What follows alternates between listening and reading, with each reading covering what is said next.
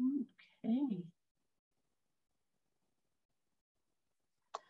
All right, well, again, thank you everyone for joining us tonight for the third community meeting for the Quarter Square Safety Improvement Project. This project is along Mass Ave from Roseland Street to Beach Street. I am Brooke McKenna, I'm the Assistant Director for Street Management with Traffic and Parking, and I am joined tonight giving the presentation with the Director of Traffic and Parking, Joseph Barr, and the Project Manager for the Quarter Square Project, Andreas Wolf. We are also joined by a number of city staff from several different departments, including Andy Reeker from Community Development, Kara Siderman from Community Development, Diane Stokes with DPW, Jerry Friedman with DPW, Meredith Sanders with our consultant Kittleson, Patrick Baxter with Traffic and Parking, as well as Stephen Muse from Traffic and Parking, and Suzanne Rasmussen from Community Development. So thank you all for joining us. With that, I will hand things over to Joe Barr to get started. Thanks a lot, Brooke. Again, I'm Joseph Barr, the Director of the city's Traffic, Parking, and Transportation Department. I'm going to go through some project background information and then turn it over or back to Brooke and then to Andreas to do the rest of the presentation. Our agenda for tonight, beyond the background that I'll provide, is giving a summary of community feedback that we've heard in the last few months, talking about design considerations for this project, changes that we've made to the project design since the last community meeting last month, some additional details on design treatments, and then summary next steps, and then we will get into the Q&A process at the end of, or towards the second half of the meeting, and Brooke will take back over and manage that process. So project background, as Brooke mentioned at the beginning, the project area is Porter Square, which is, for the purposes of this project, Mass Ave, between Roseland Street and Beach Street. So not just the main intersection of the heart of the square, but the segments of Mass Ave on either side, going from between those two streets. One of the reasons why we're pursuing this project is in response to the city's cycling safety ordinance, which was originally passed in 2019 and then amended in 2020. And the cycling safety ordinance is really the latest in a series of different policies and programs aimed at creating a foundation to support multimodal transportation and sustainable transportation. And the ordinance calls for us to install so-called quick build separated bicycle lanes on this section of Mass Ave this year. And this is really one of the last major projects that we're doing on Mass Ave as quick build. And we'll get into some of the complexities of the different types of bike lane implementation in a minute. We're making a few other small quick build changes on Mass Ave at the other end near MIT this spring as well. Those should be going in the next week or two. And with those programs and projects done, that will kind of build out the quick build network of separated bicycle lanes along Mass Ave. It's not a full connection yet because of some other construction work that has to happen, but we're getting close to having a continuous network of separated bicycle lanes along the entirety of Mass Ave. So before we get into details on the project, it's important, like I said, to provide some background, particularly on kind of what drives our street design and how we think about designing streets. We design for people of all ages and abilities, including all different modes of transportation, from cars to bikes, pedestrians, people traveling in all kinds of new mobility devices, and people who are using the streets for purposes other than for transportation. But importantly, this means thinking about people who don't have access to a car or may not always have access to a car, and really creating safe and accessible facilities for all users, including cyclists, including creating bicycle lanes that can be used by a wide range of people who have disabilities, people who are traveling with children, people who are shopping and going to work and going to school and doing all kinds of different things. And when we think about vehicle congestion and delay on our streets, we really think about the idea that moving people slowly is the best way to move people safely. We have a 25-mile-an-hour speed limit citywide, and then many of our smaller streets are 20 miles an hour, although Mass Ave has a 25-mile-per-hour speed limit. And we really think about the, safety starts with just having slower speeds where the likelihood of a serious injury or fatality is lower. We do not really prioritize eliminating delay for people driving alone. So some of the projects we do may not necessarily improve the delay on a street. In some cases, they might actually make it worse. But the most important thing for us is really making sure that it's safe for people traveling, particularly those who are most vulnerable, but really for everyone who's using our streets. So, we talk a lot about different ways we can approach safety, and we really try to put a lot of our focus on street design, and what we refer to as a safe system approach, where we're really trying to prevent errors from occurring, but then also making sure that when errors do occur, if a driver or a cyclist or a pedestrian or anyone makes a mistake or has a moment of inattention, that doesn't lead to something really serious. And we're really not focused on, trying to figure out blame on individuals and making sort of figuring out, like, obviously figuring out what happened in the crash or what happened when one of those errors occurs is important, but really what we're trying to figure out is what's wrong with the system, what improvements do we need to make to the system to make it as safe as possible. So we try to keep all road users safe, but certainly designing for those who are most vulnerable, i.e. those who are not in cars and don't have the modern safety protections of airbags and seatbelts and crash zones and everything that someone in a car has.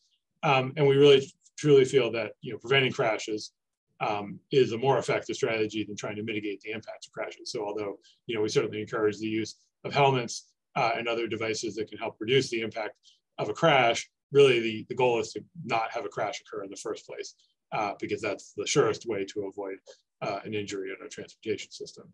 And as the example on the side says, we don't want a momentary distraction to lead to a serious situation. So providing the type of separation that we're talking about in this project between bikes and people in cars reduces that chance that the momentary distraction will lead to a crash, whether that's a serious crash with a serious injury or with a fatality. But again, just trying to create a system where there's some, ability to forgive a mistake, basically, and not have that turn into something really, really serious. Enforcement and education of all users is also an important component of that, but we view them as, being kind of supplemental to really having really good street design, not a replacement. So, we need all of these pieces working, but it really starts foundationally with having streets that are safe for all users and try to avoid the need for enforcement and make sure that the education we provide to people allows them to use those streets as safely as possible. As I mentioned a minute ago, the cycling safety ordinance is really, the latest in a whole series of policies, ordinances, programs designed to promote sustainable transportation, increase safety on our streets. So really going back 30 years to the vehicle trip reduction ordinance, that was passed in 1992, the parking and transportation demand management ordinance that was passed in 1998, various documents related to the very serious issue of climate change and climate protection, public health issues, school wellness, and then the Envision Cambridge citywide plan that was done a couple of years ago. More recently, we passed both the Complete Streets policy and a Vision Zero policy in 2016. And Vision Zero is really about eliminating fatalities and serious injuries from our transportation network. And then, as I said, the cycling safety ordinance has been created over the last few years and really brings us to where we're at today, where we're doing these projects because of the importance of safety, but the ordinance, the cycling safety ordinance, really pushes us to do them quickly and make sure we build out our network of separated bicycle lanes, in a connected way as quickly as we can to create those safety benefits. Next slide. And then, in terms of the impacts of these policies, next slide. Having a challenge with advancing our slides, I think.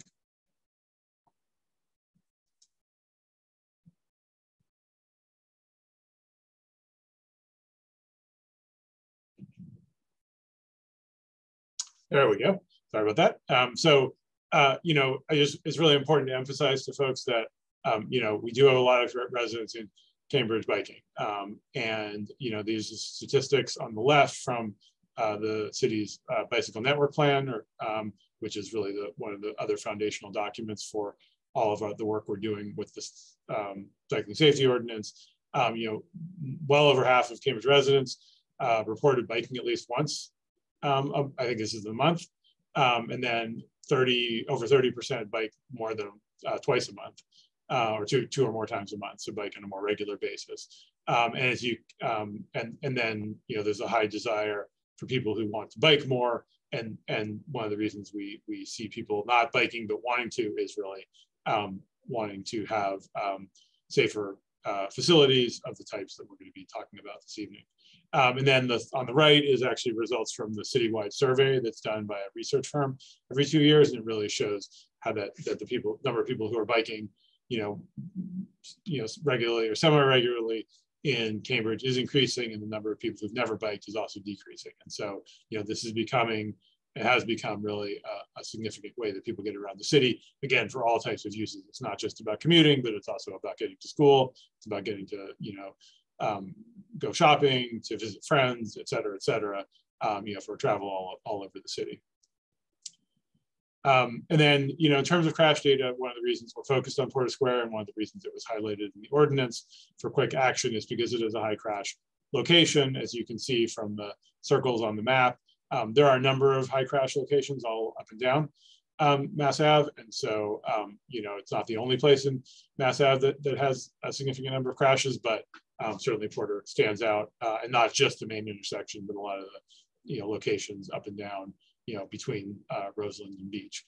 And cyclists really represent a disproportionate percentage, you know, particularly of the injuries that lead to, the crashes that lead to injuries. So you can see that although the total number of crashes is, you know, more significant in terms of drivers just because the traffic volumes are high, but the number of, or the percentage of those crashes, of the injury crashes that involve cyclists is you know, disproportionately high as compared to the overall number of crashes. So we really see this as a significant location where we need to make cycling more safe. And then finally, just to talk about kind of why we do separated bicycle lanes, there's a number of benefits of them. You know, they're safer and comfortable for all of those groups of people where we're trying to create a better cycling environment for.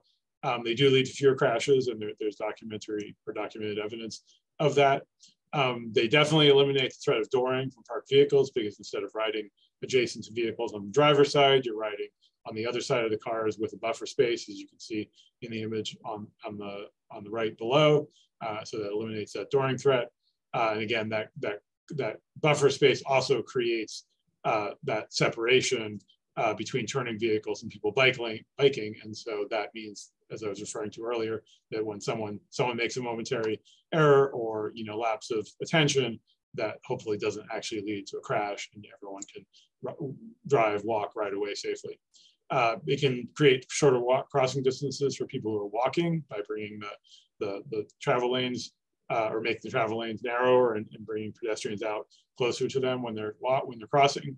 And in a sort of more general sense, you know, it allows people to more easily choose cycling, and more people to choose cycling as a transportation option.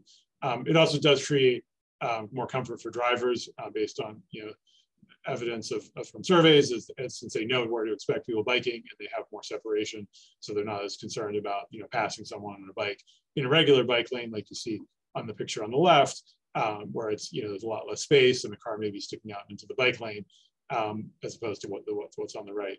And then really importantly, it supports our overall city climate goals as we try to address what really is an existential threat in terms of climate change.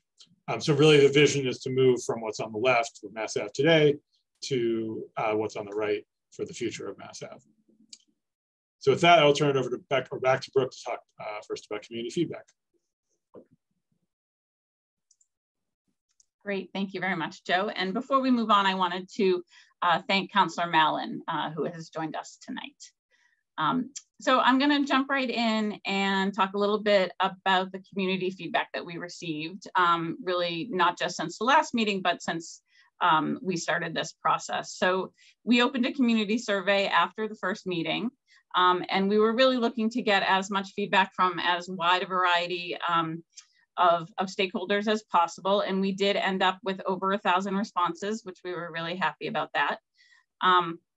You know, the kind of common theme that we saw across almost all of the vast majority of those responses were that safety was of utmost importance for so many people.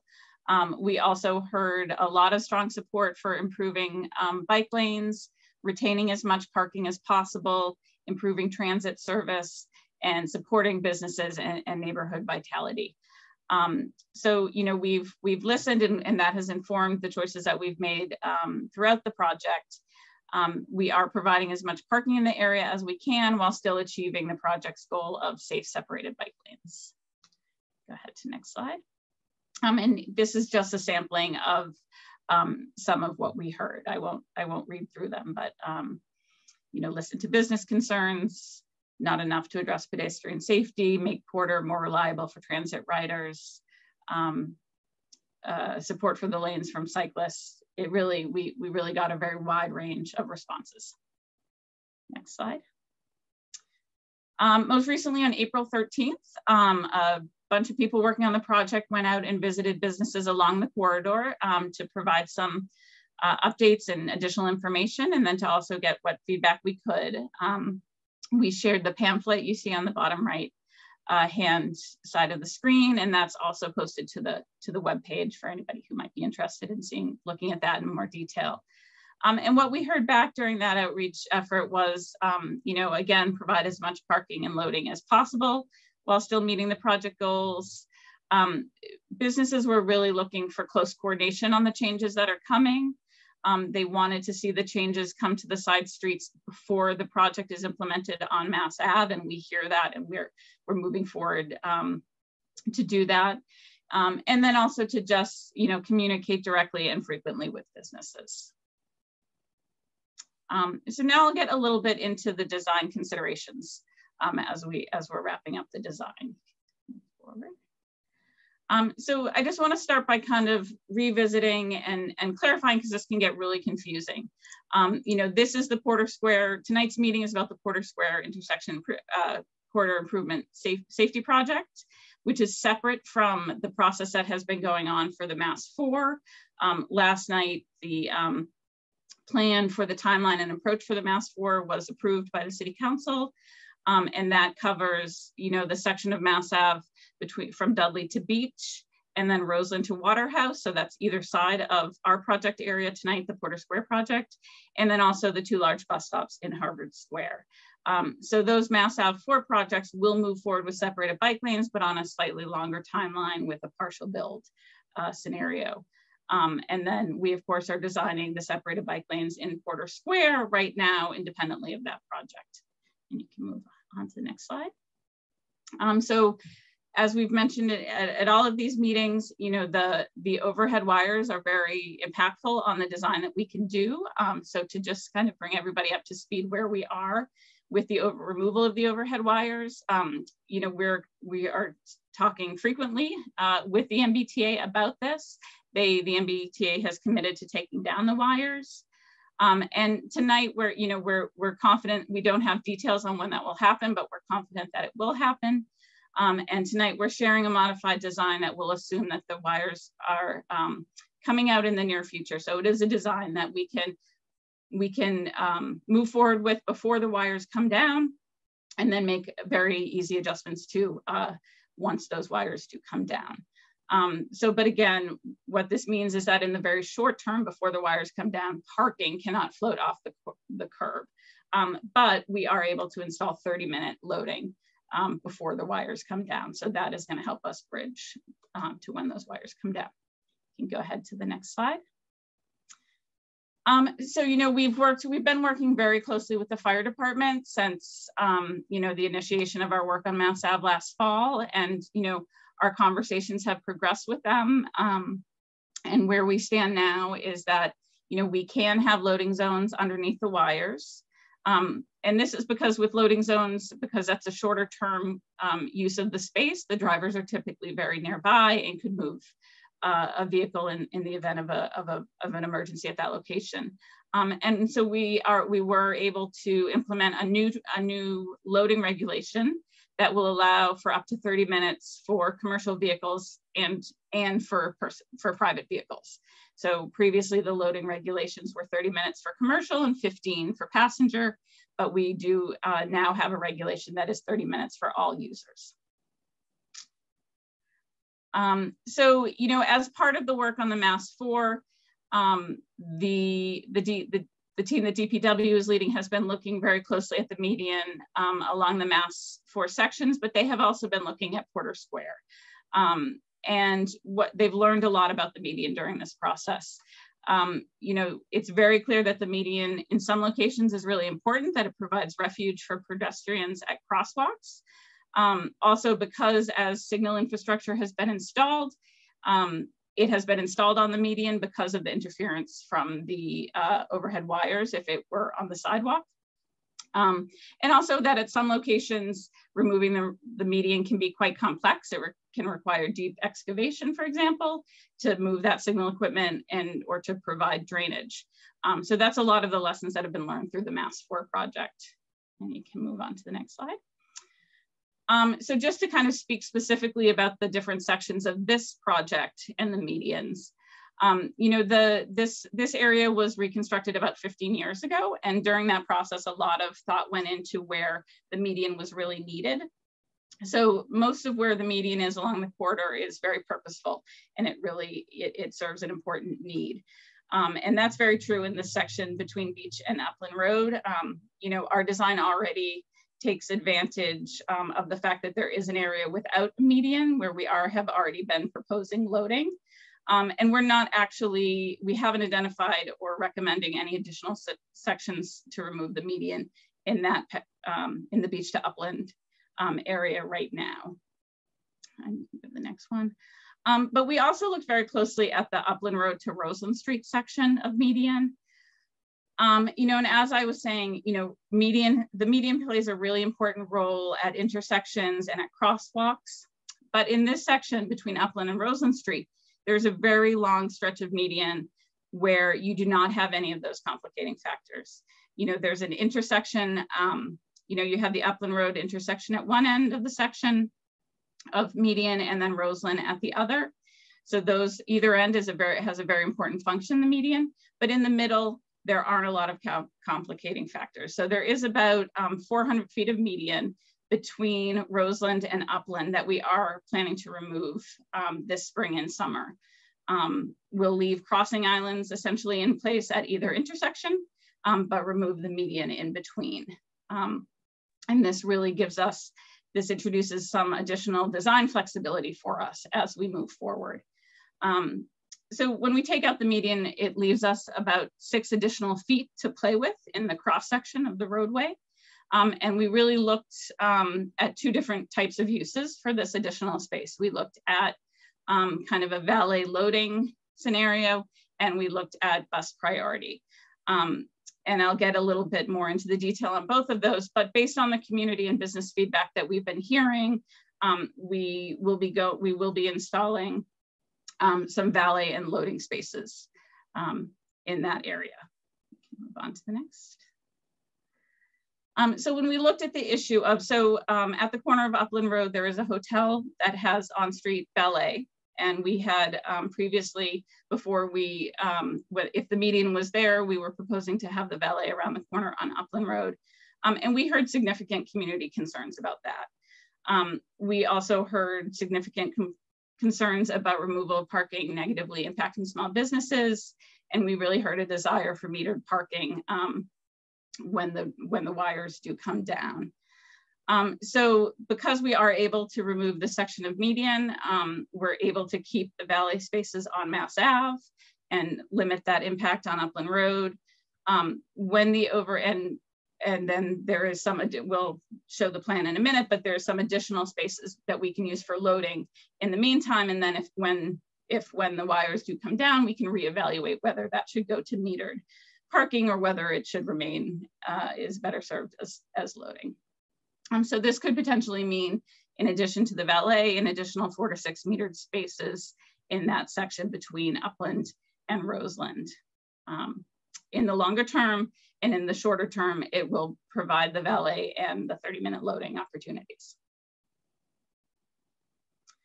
So, we did, it's difficult. We have so many demands on the space that we have, and it does lead to some tough decisions. We did look at the possibility of doing bus priority with, the extra flexibility that we had in the space. And we looked at whether there could be a short run of bus lane kind of north of the Roseland intersection that would lead into the bus stop next to Porter Square. And, this is an area where transit riders experience pretty significant delay and unreliability in that northbound direction. And we have heard from many people looking for bus priority on Mass Ave. And while we're not going to implement that bus priority lane now, we are going to evaluate bus lanes through Porter Square and the rest of the Mass 4 project areas as part of the discussions around Mass 4. And this would, this discussion can be around a longer bus lane that will have greater positive impacts and better bus priority in the whole corridor, north of Harvard Square. So making the choice right now to provide loading and parking does not preclude future transit priority going forward. So with that, I'm going to hand things over to Andreas to talk you through some of these changes. Hello, everyone. Thank you to Brooke and Joe for the opening slides, and especially to Brooke for going over kind of those major considerations that we've kept in mind. So as part of this section, I'll go over specifics on the plan, and I'll specifically be calling out where the plan has changed and kind of what we heard and why we're changing those sections.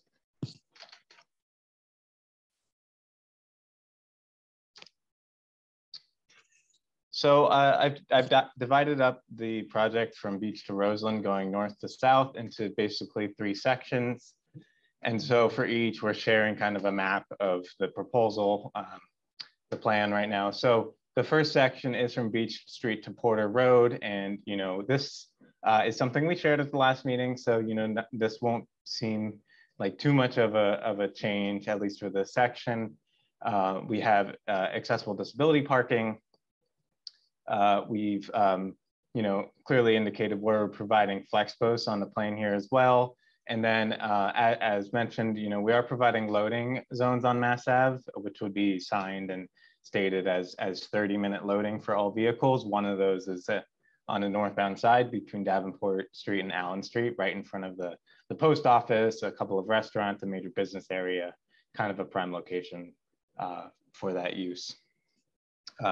We've also, we'll have more slides with specifics on this later in the presentation, but we've stated also on the plan where there is side street parking for non-residents. So existing, there's actually loading zone and numerous 2-hour parking spaces on Porter Road. And then we'll also be actually adding 2 spaces on Davenport Street as well that aren't there right now. And we'll have some more details on that later on. So first, I want to go over these key features kind of in more detail because, they're the kind of things that we got a lot of feedback on. So for the loading zone between Allen Street and Davenport Street, we heard concerns about loading versus parking, of course, and not being able to access businesses. And so, extending the time people can use loading. And so that's kind of what gave way to this new regulation we've created, which allows for 30-minute loading by any vehicle. So you don't have to have commercial plates. And it'll clearly, unlike our existing loading signs that just say it's a loading zone, this will clearly state you can be there for 30 minutes. This doesn't change other loading zones in the city. We have loading zones throughout Cambridge, and the default regulation for all those is staying the same, which is 15 minutes for a passenger vehicle, 30 minutes for a commercial vehicle. But specifically here on Mass Ave is where we're introducing this new 30-minute regulation, kind of in response to these concerns and the need for clarity.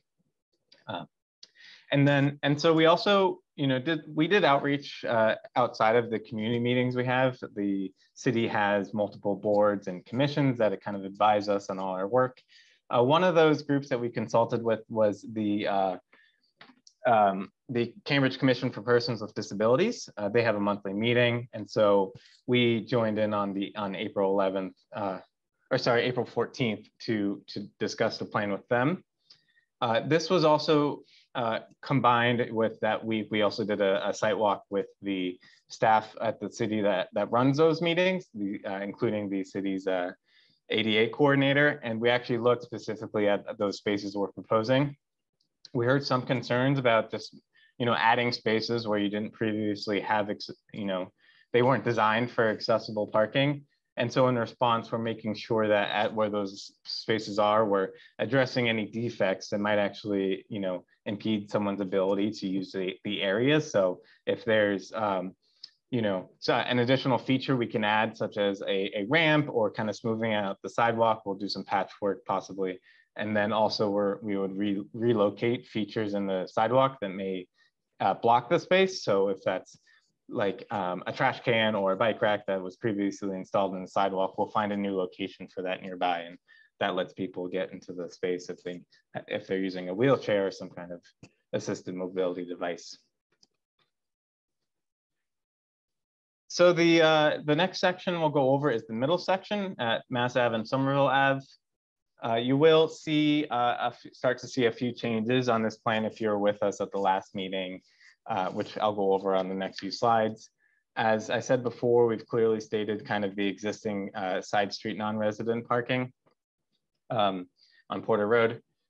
We have also, the two accessible spaces that are proposed kind of near the shopping center, but on Mass Ave. We're also, one thing that's changed is we're adding flex posts in locations where we didn't previously have them in the plan.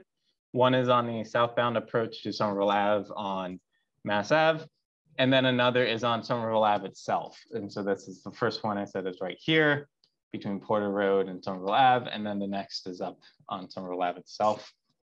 And unlike previously discussed, we're not having the valet on Upland Road. We are still, we do intend to provide a loading zone on Upland Road, at least between the hours of 7 a.m. to 3 p.m. just for businesses in the area, but keeping that open during kind of peak travel times. And so to go over that, in more detail. So for Upland Road, we heard a lot of feedback on what we proposed. So just so everyone knows, so at the last meeting that included both having the valet, we also had discussed adding metered parking or a longer term loading zone by eliminating the right turn lane on Upland Road. So we came back, we looked at it, we were able to move the valet off Upland. We're also, instead of doing meters on Upland, we're proposing loading, and we're specifically stating that there's no loading between 3 p.m. and 7 p.m. because this is kind of the peak travel time. And so during that time, the road will stay as it is now with 2 lanes coming out of Upland. So as shown on this graphic, it'll look kind of just how it does now. The only exception is that, we'll start in that right-hand lane. We would allow people who are, visiting kind of the businesses on Upland for access to short-term loading. This would be the default loading, not the 30-minute loading for Mass Ave. So 15 minutes for passenger and 30 for commercial. And then next, I wanted to zoom in and just provide some clarity on where we're adding separation at the Summerville Ave and Mass Ave intersection. As I'm sure many people on this call know, this is a location that was really important to address for safety for all users, but especially bicyclists. And adding separation to the bike lane is one of the ways we can make it one of the best safety features we really can add. In a previous plan, we'd kind of dropped the separation in sections here, and now we've come back kind of modified some of the lane widths. We've addressed kind of some, we've addressed our needs in terms of, you know, so that we've modified the design so that it still addresses our needs for kind of snow clearance and street cleaning that, you know, were limiting factors. And, you know, there's also a number of, we're proposing a shift in the travel lanes on a little section on Summerville Ave 2, which we think will help address kind of how right now a lot of turning vehicles will kind of run into the bike lane. We think that these changes will keep people out who are not supposed to be there out of the bike lane. And then in addition, that lets us add flex posts to Summerville Ave just on the station side. We're not including separation on the bridge itself. The bridge, as we've said in previous meetings, is part of state property and is not, you know, as state property, it doesn't fall under the requirements of the cycling safety ordinance. Even so, the southbound side also has a bus stop, which doesn't make it possible to put separation, as that would block the bus stop. But still, on the northbound side, either we're not adding separation, at least on the bridge section. So next I want to share the last section, and this is where you're going to see kind of the most changes, I think, since the last meeting. So as I said before, you know, we have kind of the loading zone on Upland Road that we're proposing, but the valet has been shifted to Mass Ave. So on either end, one at Upland, one at Roseland here, you can kind of see little islands where you would still have the where you have the traffic signals currently. Those little concrete areas we would not be removing, but between it, that's the section we can remove the median. And this lets us be more flexible in how we shift the middle of the road. So by moving it, we then, as you're going southbound, the middle of the road shifts a little bit up. That widens the space between the middle of the road and the bike lane to give you enough space to add the valet, to add about 40 feet, which is about the length of 2 parking spaces worth of loading. And then the travel lanes shift back to the south again, and then you have another loading zone on the northbound side in front of Leslie University. And this one is about 80 feet, 80 feet, which is about the length of 4 parking spaces. And, you know, this kind of shift in the roadway is done because this is really how we can maximize the amount of loading that we're actually we're able to provide right now. So, and another change you'll see here is we've clearly marked out what spaces on Mount Vernon Street we're proposing to add metered parking. You know, this is something we've discussed in previous meetings, but not said exactly where. Currently, right now, so we propose to have metered parking basically on the spaces on Mount Vernon Street that that aren't in front of residences, which creates 5 on the north side and 3 on the south side. So again, just to provide some detail on the valet and the loading, you know, this was really in response to those concerns about the valet moving and also just having nowhere to stop on the southern end of Mass Ave. And as a result, we are adding valet and loading on Mass Ave. And, you know, we're going to do this in a way where once the wires are removed, which we hope is soon, we can very easily change these spaces to longer term parking if, you know, that's the highest and best use. We may also hear feedback that, you know, the loading zone is working, it's what the businesses need, in which case we can certainly keep the loading there and you know, making sure it addresses that need. But adding parking in is really just a change of signs at that point, if that's something that, you know, is determined to be the best use. And then, you know, we also wanted to address kind of some feedback we heard from the last meeting, and I'll go back to the plan so I can share this, but we are proposing a double length bus stop at Porter Square Station in the northbound direction. You can kind of see that on the plan here. We're keeping this in the plan. We really do think it will be effective. we heard a lot of feedback that, you know, that is going to just be where people stop and do their loading. It's going to be blocked all the time. It won't, you know, be effective. We are now providing loading in this design nearby on that section of Mass Ave, which we really think will help because, you know, you actually have a place now to loading, which will, you know, reduce the frequency that people are stopped there illegally. With that said, though, we are, you know, we do want to monitor this area and make sure that it is being effective. And if we find for whatever reason it's not, we certainly are going to work to address those issues. But our goal right now is that this would be an effective addition to transit by kind of allowing 2 buses into the stop at once. And we do think it can meet that goals in the current design. And so we're going to, you know, go with it. And if it doesn't work out, we want to, you know, address that, but we are pretty confident that this is the best way we can improve bus operations at the stop. All right, so that's kind of the plan, but there are a few additional details that we wanted to provide on the design that aren't necessarily covered in the design itself. So the first of these is a summary of all the side street parking. These were shared on the diagram, but we haven't, you know, provided the exact numbers yet. So the exact locations are on Davenport Street and on Mount Vernon Street for meters. Parking is remaining on Mass Ave, contrary to, you know, what you may have heard or not, but we are providing loading, which means 30-minute loading on Mass Ave. We are providing valet and we are providing accessible and disability parking. Just these metered spaces are what is moving to side streets. So it's 8 on Mount Vernon Street, 5 on the north side, 3 on the south side. No parking changes in front of residences. And then two metered spaces on Davenport Street. And these we're actually putting in a area that is signed as no stopping, but is no longer needed. So it doesn't actually impact any of the resident parking on Davenport Street. And it's also not in front of residences either, it's on the side of a business. And then, so to summarize kind of the entire parking impacts of the project, so we are removing 31 metered parking spaces on Mass Ave in this section between Roseland and Beach.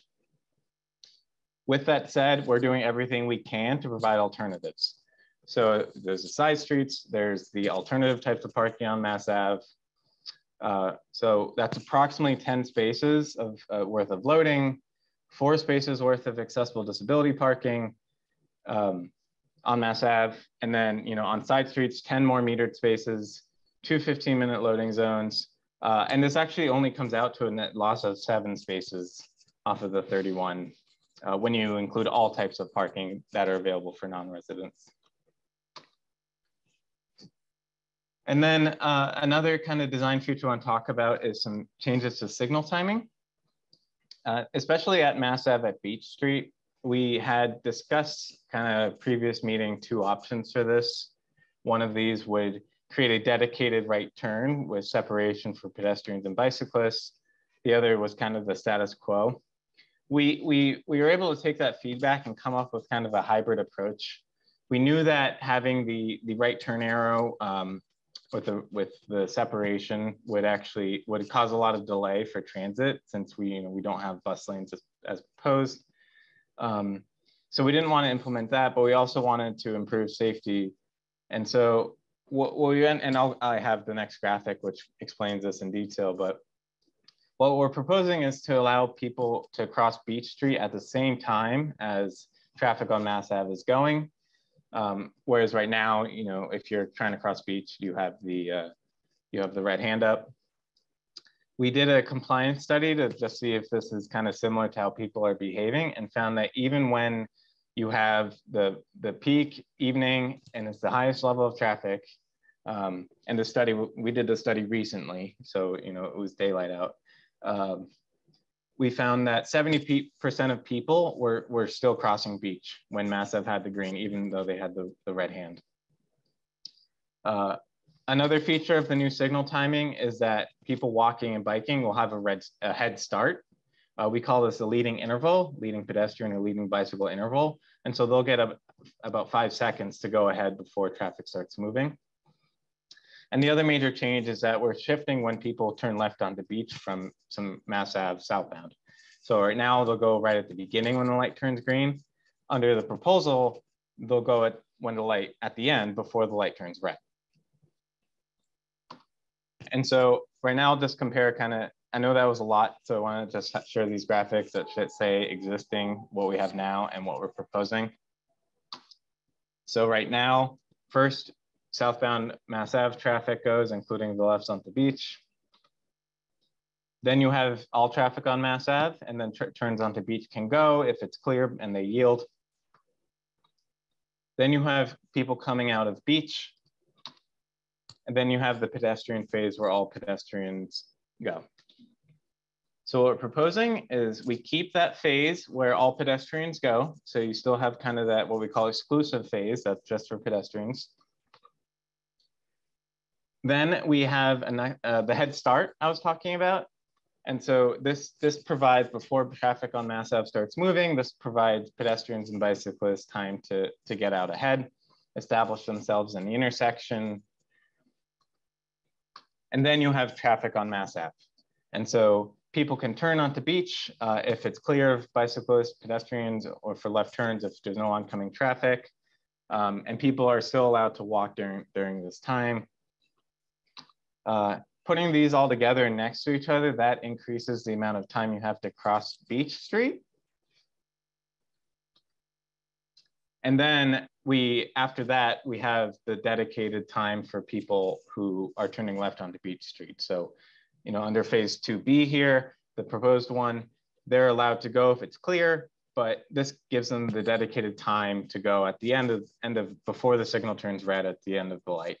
That helps flesh them out if they're stuck. It also, by switching the time that these two movements go, that is what allows us to do the extended time for pedestrians, or else you would have that movement getting in the way of the time that pedestrians would go. And then to wrap it all up, you have people who come out of Beach going.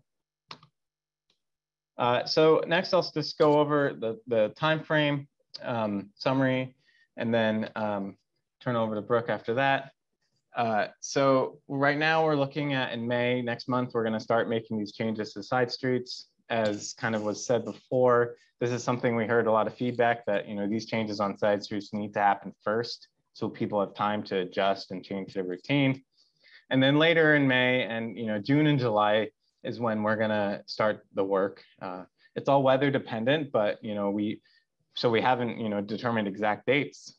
We do know, and we're sharing with you everything that we can, that median work is something that likely will occur during the day, whereas pavement marking work is typically something that occurs at night. We do plan to post parking restrictions so that people know at least 48 hours in advance. And then I'm gonna turn it over to Brooke to wrap up and provide a few more additional details. So. Great, thank you, Andreas. So we're gonna transition now over to the Q&A, first I'll start. Andreas just laid out the timeline for you, and we will continue to communicate regularly between now and when implementation actually starts. So make sure that you're signed up for our mailing list so you can get the latest updates. You can also check for updates in the city's daily email, which if you don't already get, that is a fantastic way to get information about everything in the city. I highly recommend you sign up for that on the city website. And then you can always visit the project webpage, and the URL for that is down at the bottom of this slide. Can go to the next. So we're going to transition now over to the feedback Q&A section of the meeting. So we're actually going to start by answering a few of the questions that we've already gotten in the Q&A box. Then we'll transition over to hear some public comment and any questions for folks who have raised their hands. And then we'll just keep going back and forth. So anyone who wants to speak out loud can do that by raising their hand. And if you are If you're joining us by phone, you're going to hit *9 to raise your hand, and then *6 to mute and unmute once we call on you. So we will, so please raise your hand if you'd like to speak. But in the meantime, we're gonna jump right into answering some questions that were entered into the Q&A box. And the last thing I would say is just, I would ask everyone, whether you're writing your question in the Q&A box or speaking out loud, to just, remember we're trying to stay really civil and be really kind to each other, and to avoid personal attacks. So I would appreciate that. And with that, I will jump right into the first question, which is, why is the Porter Square design separate from the Mass 4 design? And I can actually answer that one myself. So, when the ordinance, so the first step is that's the way that it's laid out in the ordinance. And the reason why I believe that the Porter Square section was kept out to be addressed through a quick build was really the urgency around the safety issues that the community feels about the Porter Square area, and that given the higher level of crashes in the area, there was a real sense of urgency, and that's why it remained a quick build rather than being part of the Mass 4, which were more likely to be on a longer time frame. So that is the first question. The next one I'll hand over to Joe to answer. The question is, your work on Mass Ave has severely disrupted businesses' ability to conduct regular business. Why is this project moving forward when a small percentage of the population rides bikes? Have you ever been stuck in traffic on Mass Ave?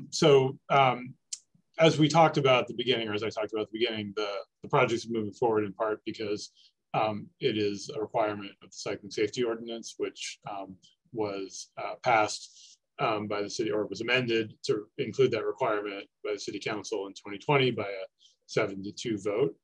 So I think we have, there's a legislative imperative, and we're responding to that, but also to the fact that, there are, as we documented and showed earlier, real safety issues. And there has unfortunately been recently, the last few years, a fatality of a cyclist in Porter Square, and the injury statistics that I showed earlier.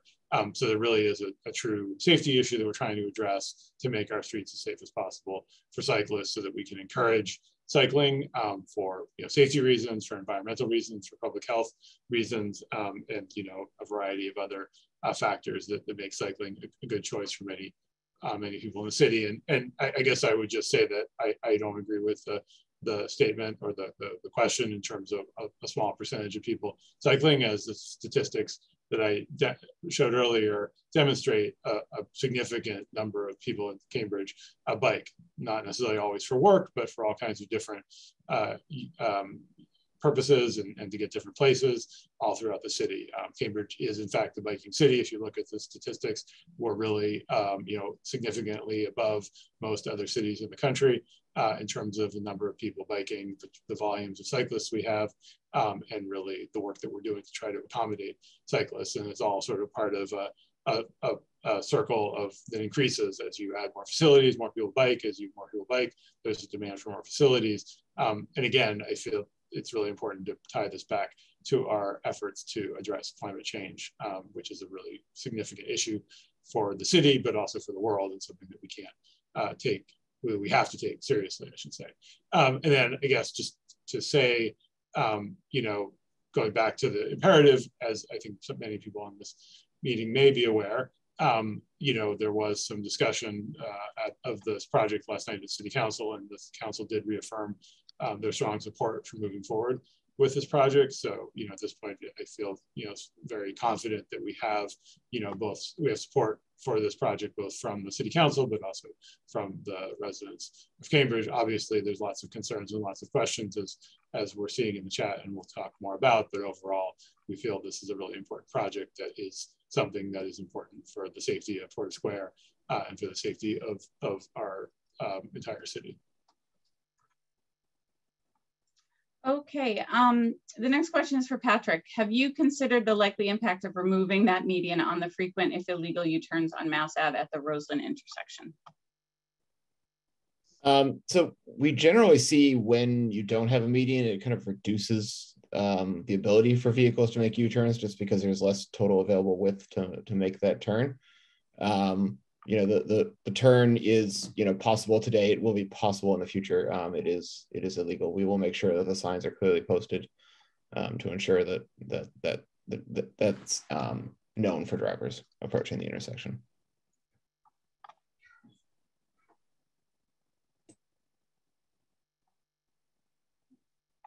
Okay, the next question is one that I can answer. And that is, Arlington has 4-hour metered parking. Why is this not throughout Cambridge as well? Arlington has public parking lots. So I guess the first part of that is the question. So, you know, the real purpose of metered parking is to provide turnover. The more, when you have one vehicle that stays in a parking spot for a long time, that's really that's of limited utility to a large number of people. When you have metered parking, when you limit the amount of time somebody can spend in a parking spot, that one parking spot can serve a lot more people. And that's really what supports businesses, is that turnover. So, you know, that is why we typically in Cambridge, we, you know, with the exception of some nighttime parking lots, we typically have a max of 2-hour stays. And that's really because our metered parking is intended to support businesses and support that turnover, which is so important. So that's why we would not go to 4-hour time limits across the city. I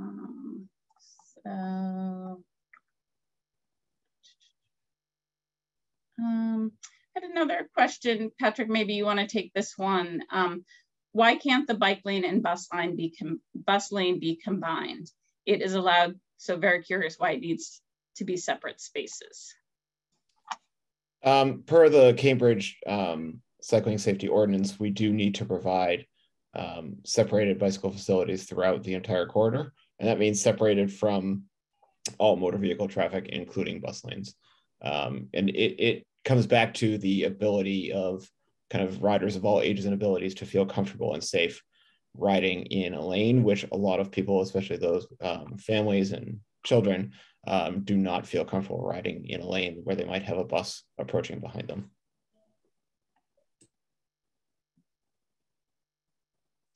Okay, great. Again, I would just like to reiterate to everybody that we're going to ask people to be civil in their spoken questions as well as their written questions. With that, we'll just transition over to some comments or verbal questions. And first on the list is Annette O. Annette, you can go ahead and unmute yourself. You have the floor, and you're going to be followed by Chris Casa. Hi, my name is Annette. Can you hear me okay? Yes, go ahead, Annette. We can hear you. Yeah, I actually have a couple of questions, and I'm sorry if I'm taking up too much time, but 15 or 30 minute stopping is just not parking. There's 2 restaurants that want to move into Porter Square right now that will only do it if there's parking. What is your answer to restaurants and service providers like therapists and doctors that need longer than 15 or 30 minute parking? Okay, Annette, thank you for your question. We're going to be answering all of the questions. We're going to hear from a bunch of people and then answer the questions. So, okay, I'm going to do the other 2. I'll do really quick. Go ahead, Annette. The other one is, you talked about methods to make sure that bus lanes aren't used for parking. Right now in North Mass Ave, the couple of parking spaces that they had put in are being used by contractors that come early in the day and leave their cars there all day long. So if you can get those bus lanes to not be used for parking, what's your answer for getting those meters freed up at North Mass Ave? And the other one, this is just a typical question that most people think about. Urban design traditionally has one commercial street, a main street, where all the commercial traffic is, and that frees up the residential side streets because all the commercial traffic and loading zones are on that main Ave.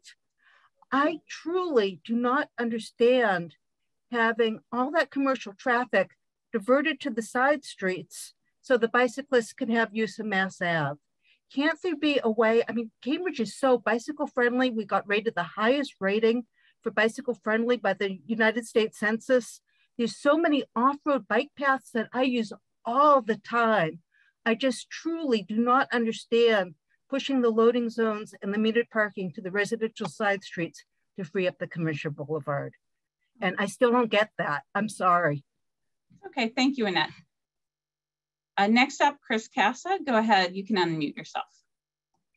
Hi there. Good evening, everyone. I think this is a really big step forward from the last meeting. It seems like there's so much more parking and loading on Mass Ave itself. And then now that you guys have defined a bunch of spaces in addition that are metered on the side streets, I'm really impressed to see it all. I do continue to be worried about two things. One was just in the bus stop. I was wondering if do you think there's any way where the road is oriented now, right now, is there a way to kind of leave a little bit of buffer room so that if people are parked in the bus stop, bikes can go around it without entering one of the vehicle travel lanes? Now that the median might be removed, is there a way to kind of pull that off, especially with some space that you might have on the other side? I don't know if that would work, but I am worried about that a lot because I think it's right now the status quo is you don't kind of enter a traditional travel lane, I think. The other thing I was going to ask about is the opportunity to continue bollards or kind of posts a little bit deeper in the southbound side near passage to India and stuff like that toward the bridge. Even if you can't put them on the bridge or put something temporary on the bridge, is there a way to kind of extend them all the way to the bridge? Thanks so much. Thanks, Chris. Petru, you're going to be next up. Go ahead, you should be able to unmute yourself. And you're going to be following Pam Winters.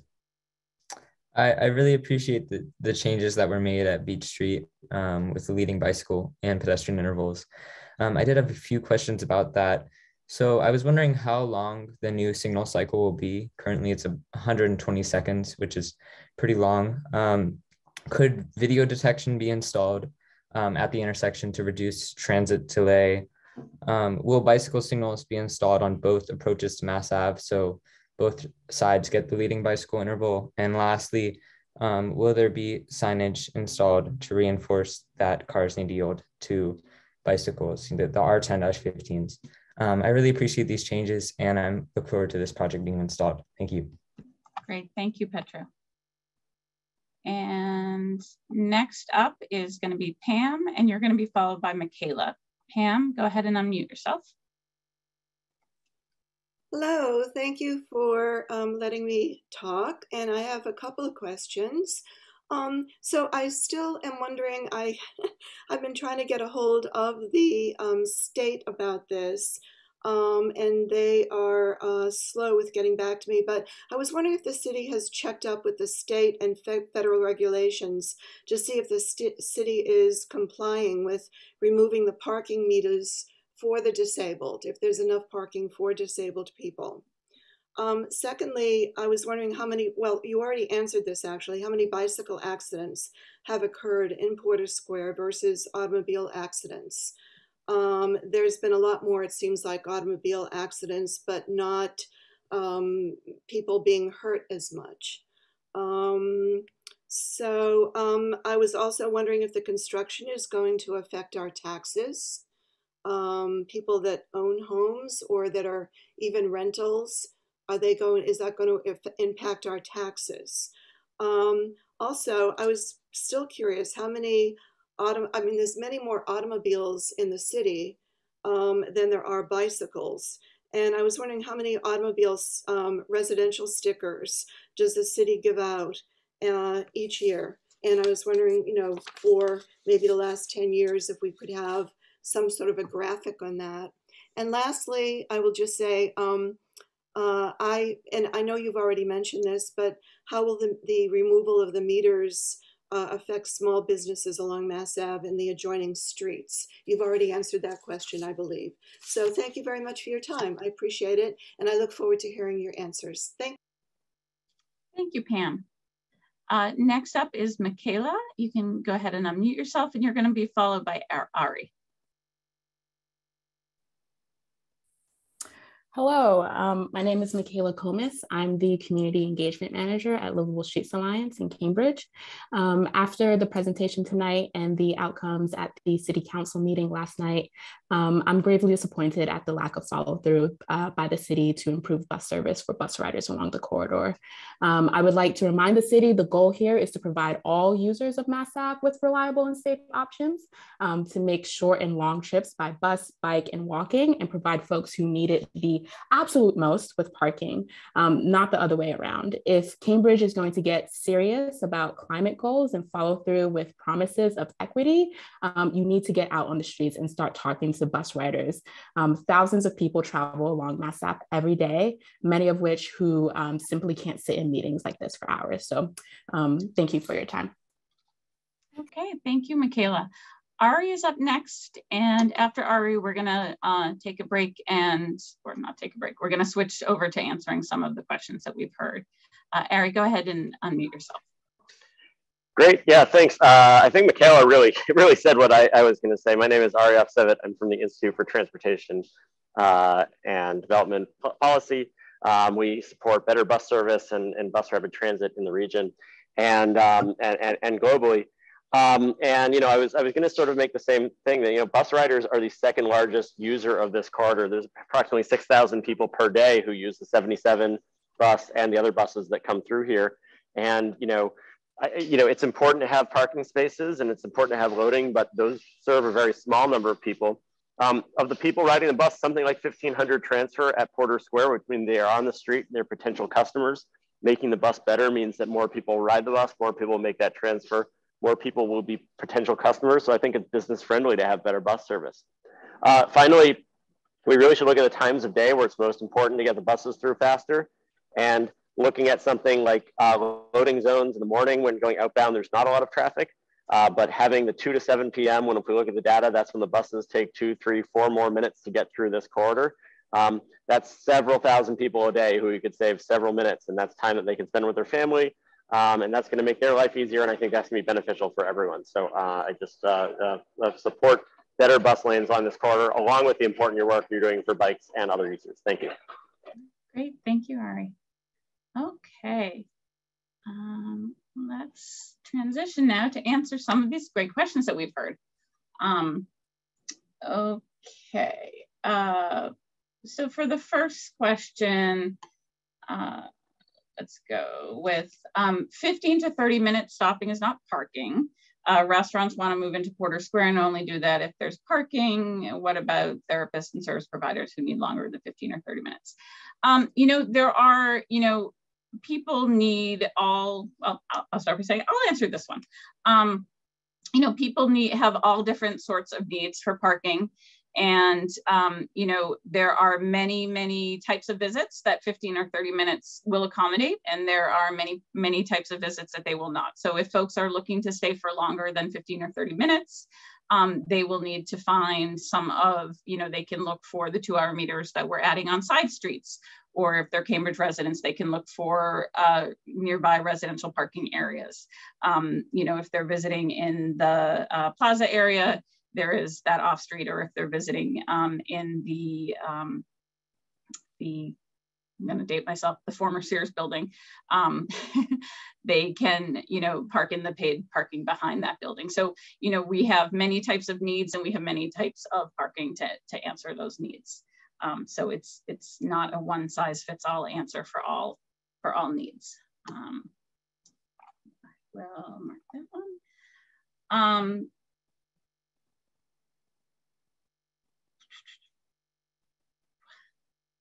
So the question about, can we continue bollards on the southbound side of the bridge approach? Can we extend to the bridge?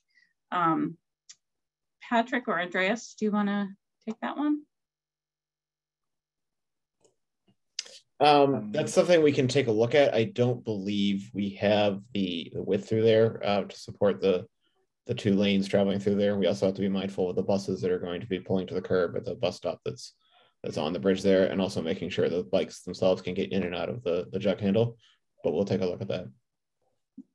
Great, thank you. And is the city providing enough parking for disabled people based on state and local regulations. I'm not sure if anyone else wants to chime in on this, but you know, I don't believe that there are regulations related to on-street that talk about specific numbers or specific ratios for on-street parking. We're doing everything we can to identify the need and provide accessible parking. And we worked with the staff at the Cambridge Commission for Persons with Disabilities to make sure that we're identifying the right locations for that parking. So I think the answer is, you know, state or local regulations. I don't believe that's applicable here, but we are doing everything we can to make sure that we're providing the appropriate accessible parking. I'll just add to that too, that the total number is increasing. Right now there's 2 spaces, and this is not something we shared, I think, at a previous meeting, but the actual number of accessible spaces is increasing from 2 to 6 in the corridor. So we would not be reducing them by any means. Okay, great. The next question I'll give for Joe to answer. Will construction affect our taxes, particularly homeowners and renters in the area? Sure. So, I mean, I guess there's 2 pieces to the answer. One is that, you know, one of the benefits of a quick build project is that the cost of implementation is relatively low. And so, you know, as compared to the overall city budget, these are very, very small costs. So I don't think that it really has an impact on, I mean, it has a small impact, but it's not a big impact on the city's budget. We are also are receiving some federal funding to help pay for the cost of some of these projects, thanks to our elected officials, and also looking for other external sources of funding.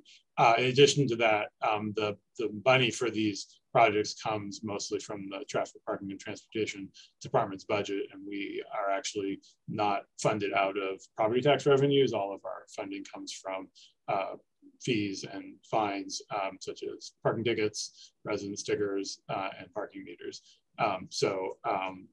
The financial impact is not felt through the tax revenue. And Joe, as a follow-up, another one for you. Can you talk a little bit about the comparison of car ownership to bike ownership in Cambridge? Sure. So I don't have exact statistics particularly on bike ownership because you know, people, you know, don't have to let us know about their bikes or let the state know about bikes. I don't currently have an exact estimate of the number of vehicles registered in Cambridge. That's something that's maintained by the Registry of Motor Vehicles. We do issue approximately a little bit less than 40,000 resident permits, leaving aside visitor permits, but you know, sort of full resident permits every year. And so that's not, like I said, that's not an accurate representation of the total number of registered vehicles, both because some people you know, move in and out, so we might issue, you know, two or more stickers to the same address for one vehicle or for multiple vehicles, sorry, and also because not everyone who owns a vehicle in Cambridge gets a resident sticker, depending on their parking situation at their home. But I do think, based on prior surveys we've done, that the number of bikes owned per unit or per resident tends to actually be higher than the number of vehicles owned per resident or unit. So my guess, which again is not necessarily backed up by any really truly, you know, detailed statistics, is that there probably are more bikes in Cambridge than there are cars. All right, great, thank you. And the next one was about the traffic signal at Beach and Mass Ave. Patrick, maybe you can answer this one for us. How long will the new cycle length be at Beach and Mass Ave? And have we thought about video detection? We haven't finalized what the cycle length is going to be yet. We have a little more analysis to do to work out the numbers. We are looking hopefully to bring that down a little bit, to bring it closer to the city's preferred maximum cycle length of 90 seconds that we use at most locations in Cambridge. As far as video detection goes, that's something we're not planning on in the immediate term as part of the implementation of this, but it is something we're looking at this location and any others where we can use it to operate the signal a little bit more efficiently. And then the last piece of that was, will bike signals be designed to indicate the lead bike interval? Yes, so the lead bike interval will be communicated via bike signal. They'll operate similar to the ones that are currently in place on Western Avenue. And they'll be in both directions, so that'll serve people going both northbound and southbound on Mass Ave. All right, great. All right, so maybe we should transition over to answering some more of the written Q&As. So these are questions that came in through the Q&A function. Let's see.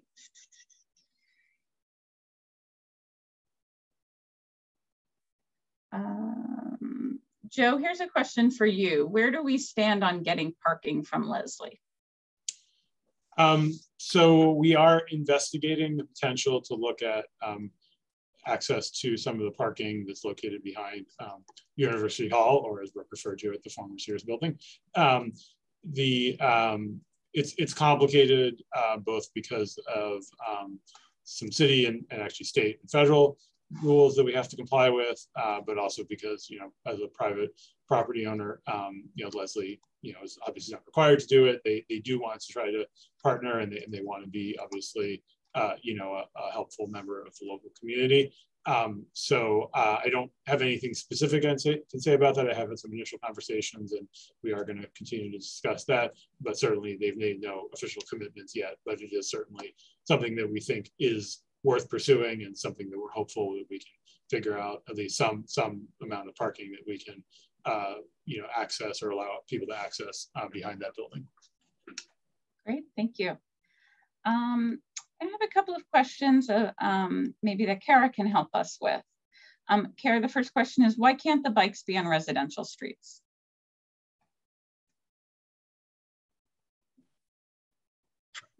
Hi. So of course, every street in Cambridge is a street that is available for bicycling, and we want to make sure that all streets are comfortable and safe for anybody who chooses to ride a bicycle. Mass Ave is the primary spine of the city, and it is a major destination for people to get to. So remember that people who are traveling by bicycle are doing the same thing that people traveling by other modes are, is just to get to the businesses and the schools and the T stations and everything else that actually happens to be along Mass Ave. So we want to ensure that people can use that public street in a way that will enable them to get to their destinations and get there safely. So if you look at the Cambridge Bicycle Plan, there is a whole network that looks at ensuring that people have a good route to get to the major destinations. And there are a lot of things on Mass Ave that people want to get to, and it's the intention to enable them to do so safely. Great. And as a follow-up to that, is it possible that the city budget could allow for incentives for Porter Square residents and commuters to make the change from driving to cycling, walking, and transit? I believe that many current drivers can make this change if given proper incentive. Well, I would say that if you have some ideas, if people have ideas specifically about what they think people would respond to, then we are always open and willing to hear about additional ideas. We certainly want to make sure that there is not an obstacle for people who are interested in using a bicycle. That's one of the primary reasons that we are doing these kinds of projects. So creating comfortable, inviting, safe infrastructure is one of the biggest incentives for people.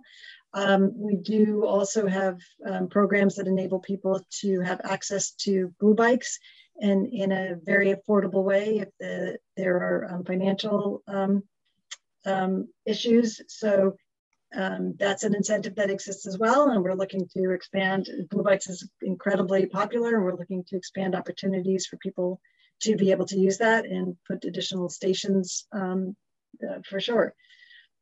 I don't know if anybody else wants to add to that. I was just going to add, Kara, that, you know, the city overall has a lot of programs working with developers and you know, people building new buildings, whether they're residential or commercial, to provide incentives for employees and to some extent for residents. Obviously, that only applies to newly constructed projects, you know, and the most powerful incentives are typically provided through employers. But to the extent that someone who's, you know, living in Porter Square or you know, traveling through Porter Square is, you know, going to from what, you know, most of the buildings in Kendall Square, for example, as well as in Alewife, have those kinds of incentives. So I think there are a lot of people who are being provided with incentives to walk and bike and use transit in one way or another. So again, it may not be something the city's doing directly, but we are acquiring this in a lot of projects. And so as time goes by, the percentage of the city that's covered by that will only increase. I just want to add one other thing to something that was said before about the number of bikes that are owned in the city, and just to confirm that we do have surveys that show that there are actually, because a lot of people who own a car also own bikes. And in a family, you might have a household that owns one car, but every person in that family might own a bike. So there are actually almost double the number of bikes, and there are households in the city based on the surveys that we have done. And the car ownership has actually been going down, and the more that we can do to provide a lot of options. And we also know that, you know, a third of the households in the city actually don't own cars at all, and they relied on other modes to get around. So, and then that ties into the fact that not everybody may be traveling to work by using, say, a bike, but they use the bike for other purposes. And work trips are less than 20% of the trips that people take, and the other 80% are other things that people do. So again, just reiterating the importance of providing these options for people, no matter if they're going, you know, whatever the trip purpose that they're using it for. Here's a quick one that I wanted to answer. Someone in the Q&A asked, do we need so many disabled spots on Mass Ave at these spots? Would a couple of them be more useful as metered parking? You know, we really feel strongly that we do need all of the accessible parking that we're accommodating. One of the lessons that we learned you know, with some of our earliest projects, including the North Mass Ave segment, is that, you know, you know, signed accessible parking is very important. And however, when there are also a lot of folks who have accessibility issues who just use regular parking.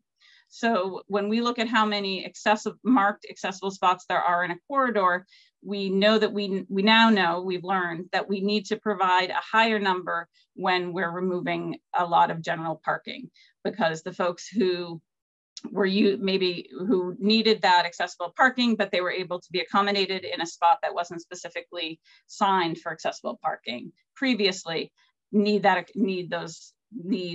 additional signed spots once the general parking is removed. So we do feel strongly that those are a very important element of the project. The next question. I'll just add on the logistics of meters versus accessible parking for this particular area too. This has been covered, you know, in previous meetings, but I think it's something that we should keep covering previous material, but we also try to sometimes condense how much background we're providing. So that there is in the cycling safety ordinance, there's a specification that says, you know, accessible parking spaces, the bike lane does not need to be separated because accessible spaces have to be up against the curb. That's critically important for those spaces, that they're at the curb. That makes them accessible. Making these metered spaces would put them because they're currently at the curb, would actually create an area where there wouldn't be bicycle lane separation. And that would not be, first of all, that would not, you know, comply with the ordinance. And second of all, that would create a less safe facility because you would be not having a separated bike lane in that location. So that is the original reason for the metered parking removal. But there is, again, as I said, that distinction in the ordinance that says accessible parking doesn't have to have separated bike lanes. So it can be on the left side versus up against, the bike lane can be on the left side versus up against the curb on the right side. So. Great. Why don't, Andreas, I'll ask one more question for you, and then we'll go back to take some comments. The last question before we transition back is, what is the timeline for this project's implementation? So I know you covered that in the presentation, but maybe you could just go through that again. Sure. So we will, that is the slide, and we will provide a PDF link so people have a copy where this is stated. But just again, the timeline is for next month. In May, we'll begin the changes on side streets. So that includes the metered parking on Mount Vernon, the Davenport Street, and other changes associated with that. And then once that's been in, that's when we start making changes to Mass Ave. So we're eyeing kind of a late May, beginning to as when we'll start to touch the median, and that'll last June to July, and hope to wrap up by the end of July with pavement markings. So great, thank you. Okay, going back to our list of folks who have their hands up. First up will be Scott, followed by Greg Z. Scott, you can go ahead and unmute yourself. Hello, thank you guys for all your really hard work, and I really appreciate all the outreach that you guys have gone to try to make this a better project. On Mass Ave northbound, just past Summerville Ave, there's a few flex posts it looks like that are being added getting onto Mass Ave. I was wondering if there's any ability to add a couple towards as it goes through that crosswalk, so that you have less likely of cars cutting sharply into the bike lane as they go into the shopping plaza, as they do right now, to try to harden that turn a little bit. And then I also support trying to extend the more flex posts in front of Passage to India on the way towards the bridge. But I know that was answered already. But thank you. Great, thank you, Scott. Next up is Greg. Go ahead, Greg, you can unmute yourself. Hi, thank you very much for having this meeting. It's really good to hear from the city about what the plans are. And I really appreciate the efforts to involve less driving and more other options for the people who would benefit from that. I was actually the one who brought up the question about incentives for moving away from driving for the people who can do that and have the option to. I'm admittedly not a city planner or anything of the like, but I would wonder if there's an application that could be created and perhaps completed either online or mailed in, depending on people's preference, that would allow for, I'm thinking actually selling their cars. Basically people could insist that they would be okay, so I'm making a deal to either sell my car or buy a bicycle, and the city could either reimburse the cost of the bike if it's a relatively cheap bike, or if they could give some kind of tax incentive or financial incentive for selling that car.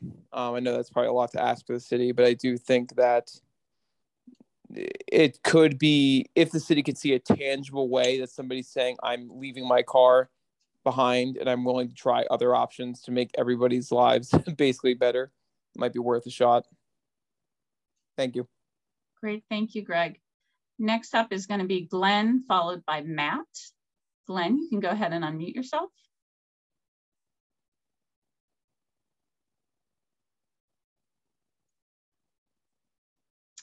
Yeah, Glenn. hi, sorry. I just had to clean my hands. I'm making dinner. Yeah, I'm a resident of Porter Square. A question about the metered parking, or sort of two questions. Andrea said something about is a net loss of 7 spaces, but that assumes an equivalency of, I assume that means an equivalency of loading zones and handicap zones to metered spaces, which it isn't. So it sounds like it's a net maybe 20 plus loss of metered spaces. So that's my first question. Is that correct? Assuming that's correct, you said that you did outreach to all the businesses. And you didn't say all the businesses. You said you talked to some of the businesses. So my question is, did you talk to all of the businesses, and did you ask them what the impacts would be on removing 20 plus metered spaces within the vicinity of their business? And just kind of curious, seems like that would be sort of an economic impact analysis that you're I think, obligated to do under the ordinance, and it'd be interesting to hear the answer. Thank you. Okay, great, great, Glenn. Next up is Matt, followed by Randy. Matt, go ahead and unmute yourself. Hi, excuse me. I don't have a question. I just wanted to comment and thank everyone for hosting a well-moderated, and I know this has been a contentious event, so thanks for all your hard work and nice presentation. Thank you. Thank you, Matt. And Randy, you're up. You can unmute yourself. You're going to be followed by Nate.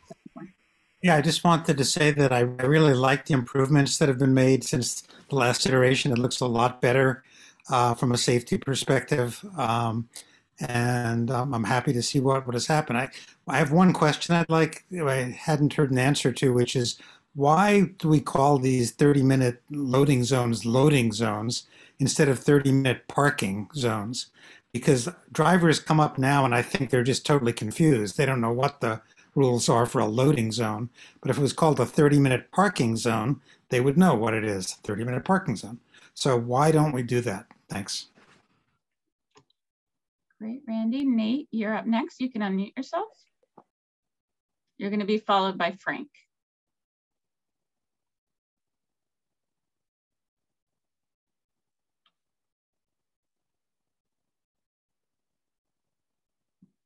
Nate, can you unmute yourself? Oh, do you hear me now? Yes, now we can hear you. Okay, I'm just talking into the void.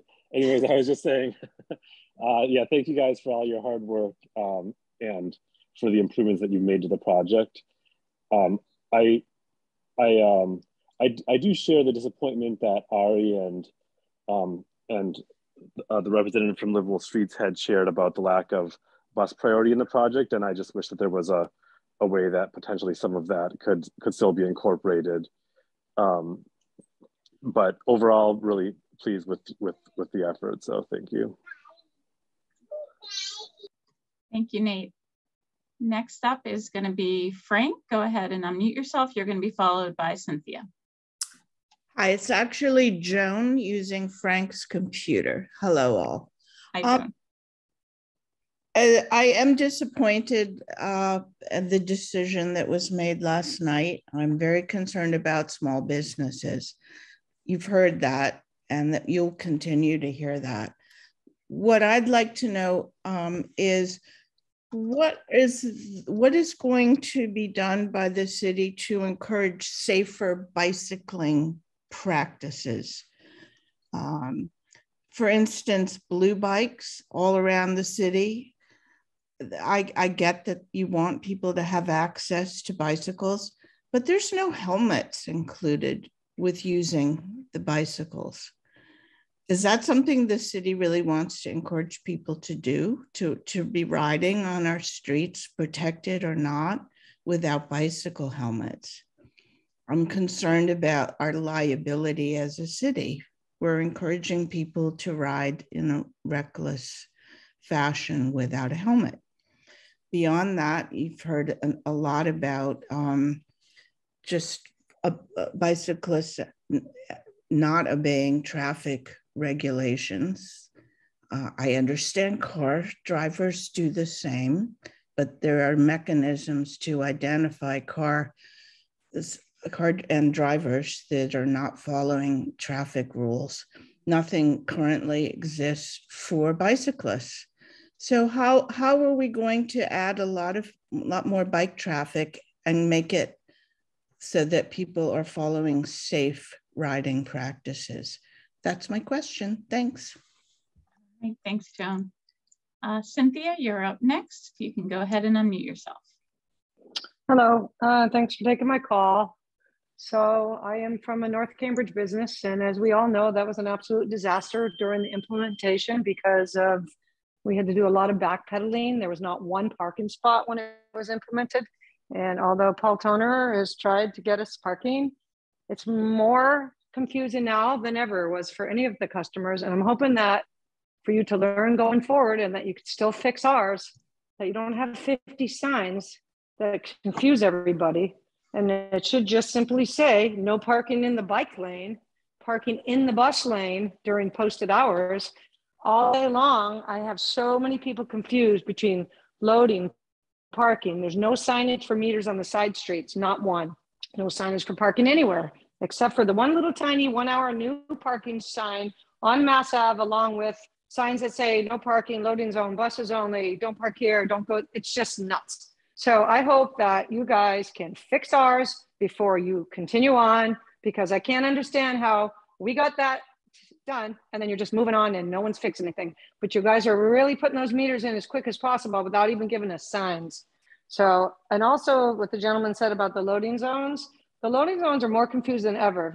If it's loading, my customers think they need to sit in the car and have somebody and bring somebody, and the cars are running and idling, and then you don't want emissions and everything. So please consider that for the businesses going forward who have a lot less business parking down there and a lot more businesses than we do up there. As much as we're hurting up there, I feel grateful that we don't have to be down further where that mess is. So please come back and fix us before you continue on, and fix them, please. Thank you. Thank you, Cynthia. That's everybody who had their hand up. So we will go back and let's start answering some of those questions we just heard. Let's see, let's start with, well, we've heard several of these questions about loading zones. So I can get started, and Joe, you can add anything else you'd like. So, you know, the reason why we have stuck with 30-minute loading zones rather than calling it 30-minute parking is because, you know, because we're limiting it to 30 minutes, you know, for public safety reasons. It was my belief, for one, and I won't say that every staff member agreed with me, but I will certainly say I believed that in keeping it as loading, that was encouraging people to stick to the 30-minute limit in a way that sometimes people are much more comfortable, you know, just ignoring time limits on parking spaces in a way that they do not as much in loading zones. So it was really, that was the perspective for keeping those as loading zones rather than making them 30-minute parking. But, you know, it's something that as scenarios change and as, you know, as some of the limitations that we've had on us due to the overhead wires change, that's something we can certainly look at. Joe, I don't know if you wanted to add anything about loading zones. I would just say that I agree with what you said about the sort of the kind of expectation it creates for drivers, but I also, you know, and I understand that the person asking the questions, or the people asking the questions, were not saying that this is what they had instructed people to do. It's more just misconception, but there's certainly no requirement that the vehicle be idling, and you know, certainly the trigger for a ticket being issued is being in that location for more than whatever the time limit is, not whether there's actually someone in the vehicle at the time, just because of functionally from an enforcement perspective, that's an extremely difficult standard to enforce versus just the car was here at 10:30 and now it's here at 11:05. So yes, it was there for more than 30 minutes. So I understand the concern, I understand the question, and I understand kind of why this is, you know, something that we may need to look at. Like Brooke said, once some of the constraints, such as the median and or the overhead wires, have been removed in different locations, but you know, functionally, it is still, you know, available to vehicles for 30 minutes. So people should not worry that they will get a ticket in a shorter period than that, if as long as they're not there too long. Okay, great. Let's see.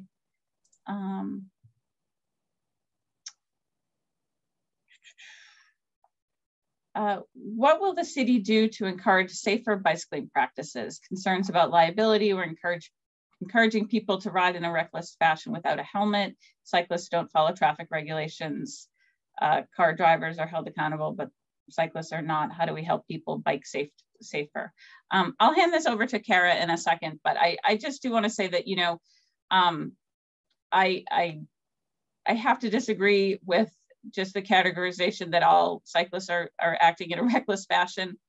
You know, we see a lot of behaviors that we don't want to see in every mode of travel.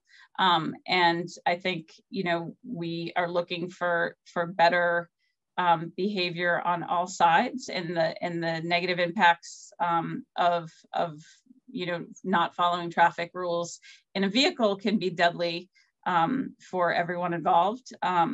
So, and the same can be said of cycling. You know, breaking the rules most often for cyclists has negative consequences for themselves.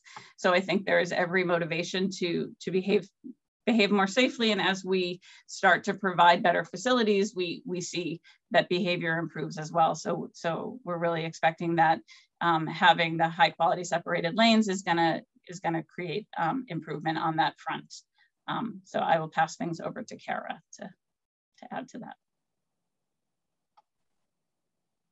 Yeah, I think, Brooke, you made really important points that, you know, people who happen to be traveling by bicycling are the same part of the population as any other user. People walking, people driving. These are just people who are using, and the same people may one day take a car, another day be walking, another day be taking a bike. So I would not, it's very important to just think of people as people. We have definitely seen that people respond very well. We have a saying, right design invites right use. So if you can design a city street that enables people to travel safely, then they will feel comfortably doing so, and that will be safer for themselves. There's also some interesting statistics that show that cities and places that have more people bicycling actually are safer statistically than people for all users, including people who are driving and people who are walking.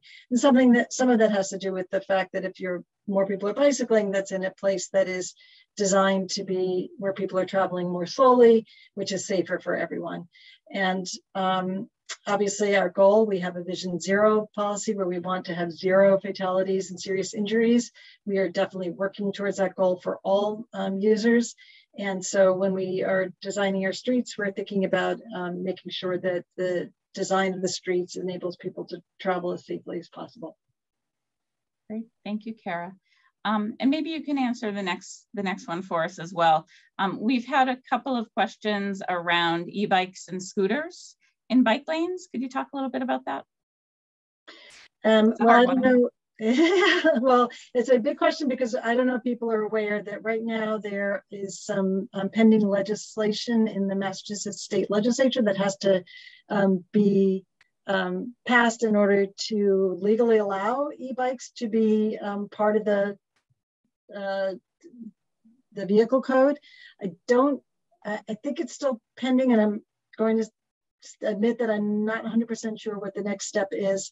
There's been some positive movement. And my understanding is that when that passes, that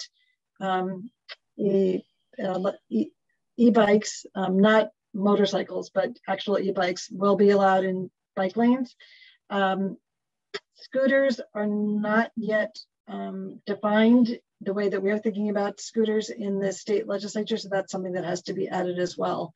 And that will help to clarify. So this is something it's a very long way of saying this is something that has to happen on the state level.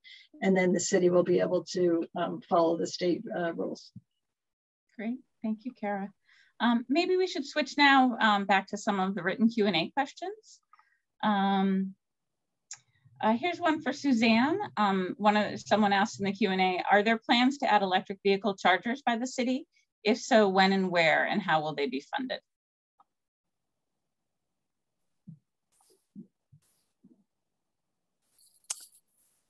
Oh. Okay, here I am. Hello, everyone. So I did, excuse me, I did provide a written answer to that question, but I'll just very quickly say that the city is working to expand access to EV charging for Cambridge residents and anyone else who comes here. We have already installed EV chargers in the city's public parking facilities, and through a grant program has also been able to work with some owners of private facilities, such as the Porter Square shopping parking lot, which has EV chargers to to expand the access. And we're right now working on a pilot program to start adding curbside chargers in neighborhoods. There are 2 locations near this area where chargers will be installed during this construction season on Pemberton Street and on Upland Road. And we expect that program to expand over time. And I did put in the written answers a link to our webpage that talks about not only where are there chargers now and what are the upcoming ones this construction season, but also has a new tool that we've created that allow residents and others to propose locations for where you would like to see curbside charging stations in the future. So you can see that in the written response and access that link. Thank you, Suzanne. You're welcome. Here's another one for Kara. Could the school committee or the city provide safe cycling classes so people can learn how to do hand signals, etc.?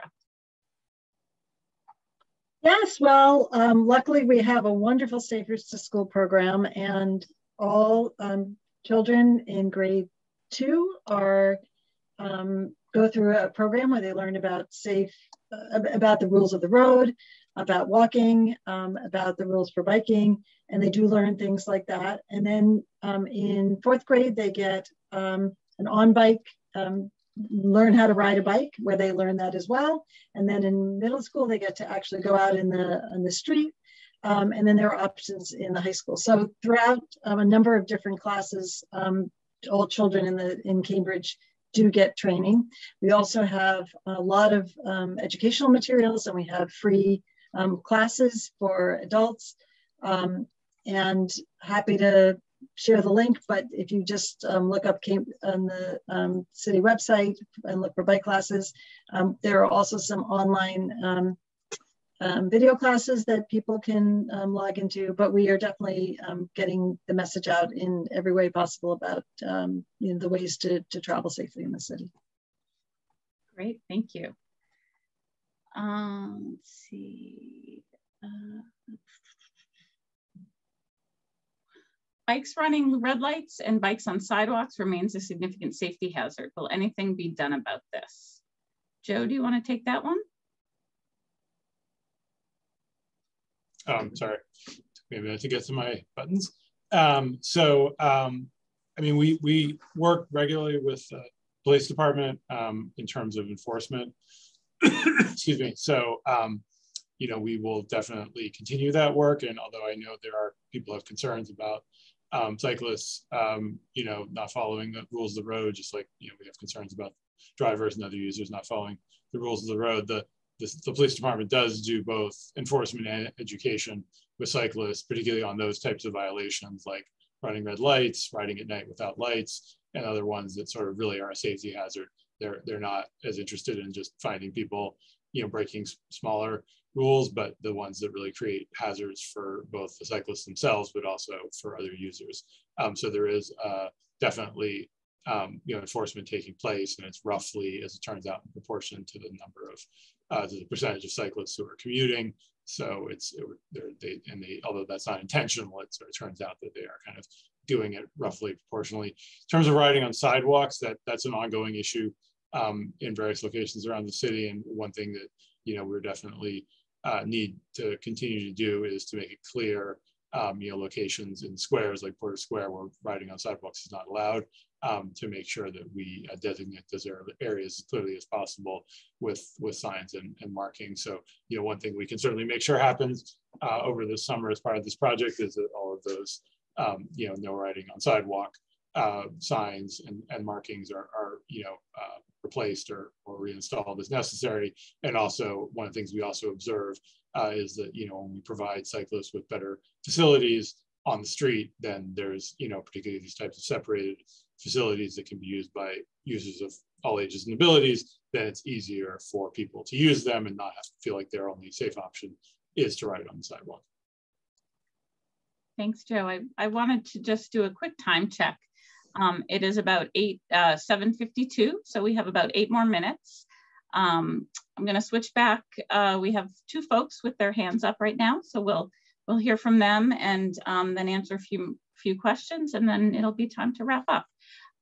Frank, you have your hand up. Go ahead and unmute yourself. I'm sorry, that's Joan, I think.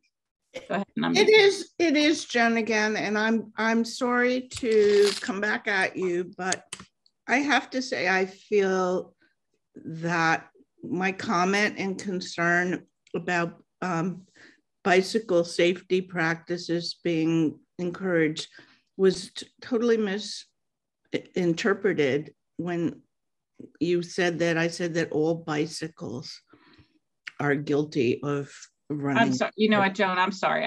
That was my bad. That was not in your comment. You're absolutely correct. Well, thank you. I do appreciate that, because as you know, this has been a very contentious situation, and there. You're not trying to add to that. I get that. There's not a lot of good faith and trust at the moment that we want to build up as a city and not go the other direction. So I do so appreciate your responding to that concern of mine. That was a misspeak on my part. Okay, well, thank you. That's very gracious of you. I still didn't hear anything about blue bikes and no helmets. So is there any way to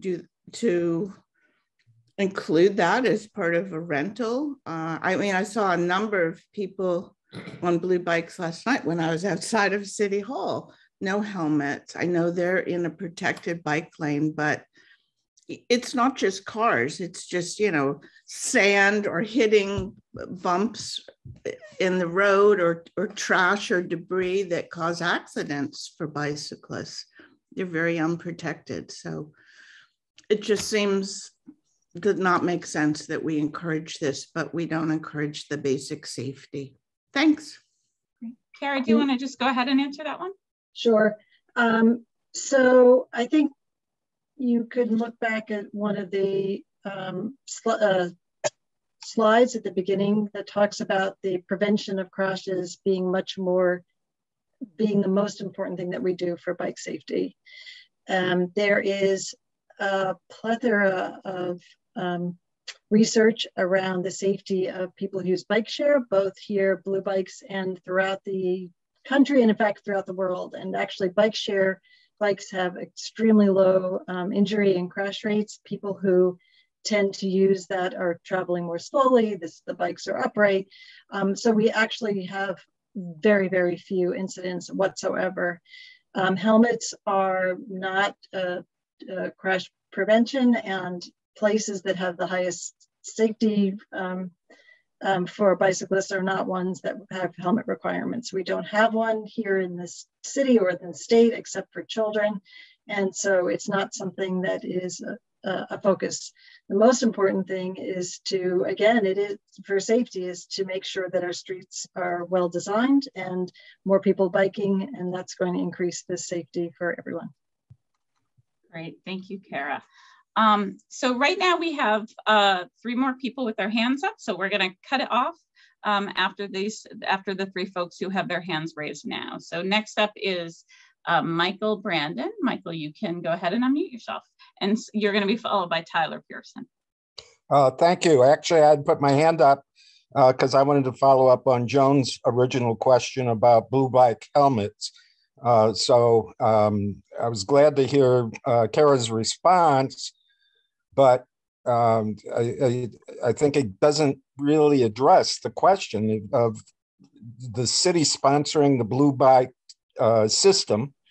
And I think Kara would agree that it's safer to bike with a helmet on, you know, regardless of how many accidents there are. And, you know, has the city considered providing helmet vending machines? I believe some MIT students did a pilot design project. That would seem to make more sense, because it's like saying, well, if seatbelts, you know, are safer, but, you know, they're not going to stop people from getting into crashes. so I agree with Joan's suggestion that, you know, the city is kind of encouraging unsafe bicycle riding by having the blue box readily available, but no easy way to obtain a helmet when they're being used. Other quick comment was in response to Suzanne's comments about responding about electric vehicle chargers. And I just wanted to mention that there is currently before the city council a zoning amendment that proposes allowing EV chargers on private properties, I think throughout the city, to be used by the general public. So thanks. Those are my comments. Great, thank you. Tyler, you're up next, and that's going to be the end. Go ahead and unmute yourself. Oh yes, Danny.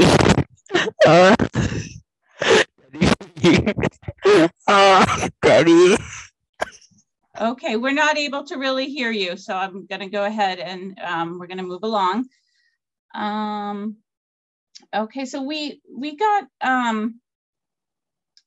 a few comments about bus priority and the fact that we're not able to implement bus priority during this phase of the project. So maybe we can talk about that a little bit. Joe, do you want to take that one? Sure, I can start, and then there may be some additional information that Andreas or others may want to add. I mean, I think, you know, as some of the speakers noted, we certainly, you know, providing additional priority treatments for buses is an important element of what we're trying to accomplish in our larger goals of you know, complete streets and promoting sustainable transportation and addressing climate change. So I want to acknowledge that, you know, we don't disagree and we fully support those types of improvements. And if you look at you know, the project we did further out on Mass Ave, that includes, you know, a very significant amount of bus lanes, and we're implementing other projects like that in other locations. In this case, you know, when we first came to the community with you know, proposals that looked at the potential for kind of similar bus lanes along the, you know, most or if not all of this, you know, roughly 1,400 foot corridor. When we analyzed those in more detail, we realized that by you know, the traffic impacts of those in this short segment were made it such that although yes, there would be bus lanes, you know, through the heart of Porter Square, the traffic delays that resulted from dedicating one lane to buses would then result in, you know, cascading delays elsewhere along Mass Ave, and in the end, it would probably not actually save buses time and potentially could make their travel times longer overall. So really, what not just Porter Square, but all of the rest of Mass Ave north of Harvard Square really is looking for or needs, if we're going to really create a more significant improvement for buses, is to look at bus lanes the length of Mass Ave, again, coming out of Harvard Square in particular for the 77, to allow for, you know, sort of a more continuous connection for buses that would give them priority throughout the corridor. So as part of the Mass Ave 4 project that was mentioned, that will be, you know, doing more design and planning and design work for in the near future, we will be very seriously looking at what we can do for buses and bus lanes throughout the entirety of Mass Ave, and really connecting up to what we installed on the northern part of Mass Ave late last year. So, I mean, I think we really do take this seriously, and we've looked at it very closely, and, you know, I think in the end determined that, you know, doing something very small in Porter Square as compared to the entire length of the corridor would actually potentially be detrimental to buses. And so it was really important for us to come back and look at it more holistically as part of the Mass Ave 4, and luckily we had that opportunity through that project. Great. Well, did any other staff want to add anything to that response? No? Okay. So we're at about time. I think we have, I just want to acknowledge that we're not getting to every single question that was submitted. We did have a lot of great questions tonight. If anyone did not get a response to their question and they're still looking for that, you can follow up. You can contact me. My email was up earlier. Andreas, I don't know if you can share that slide again, but my email is bmckenna@cambridgema.gov. That's bmckenna@cambridgema.gov. And I can either answer your question or put you in touch with someone who can. And again, make sure to check back with the project webpage, contact us with any questions. And I just want to really thank you again for joining us tonight. And we're really looking forward to moving forward with this. We're looking forward to implementation of this project in the coming months. Have a great evening. Thanks.